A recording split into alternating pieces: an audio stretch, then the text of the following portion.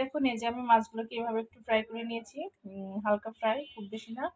আর এখন আমি ওই তেলেই এখন মাছ ভাজার তেলে আমি এখন যেটা করব সেটা হচ্ছে কিছুটা উম আ কালো জিরা আমি ফোড়ন দিয়ে দিলাম। আর সাথে এখানে আছে রসুন কুচি এবং কাঁচামরিচ। এটাকেও আমি দিয়ে দিলাম। তো রসুন কুচি কাঁচামরিচটা একটু বেশি দিবেন। আর সাথে যেটা করব সেটা হচ্ছে এই যে এই করলাগুলাও আমি এখন এই যে এর সাথে ভেজে নিব। করলা, আলু সবকিছুই আমি এখন একই রসুন এবং পেঁয়াজের সঙ্গে ভেজে নেব।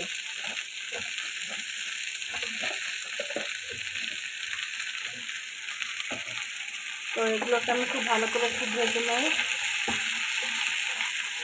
কেমন হবে বলুন তো আজকে আমার এই রেসিপিটা?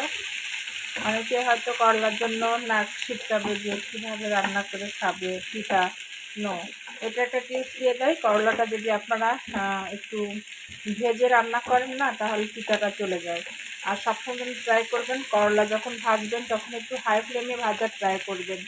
এটা একটা টিপস দিয়ে দিলাম, আপনাদের কাজে লাগবে। তো এখন আমি এগুলোকে খুব ভালো করে একটু ফ্রাই করে নেই।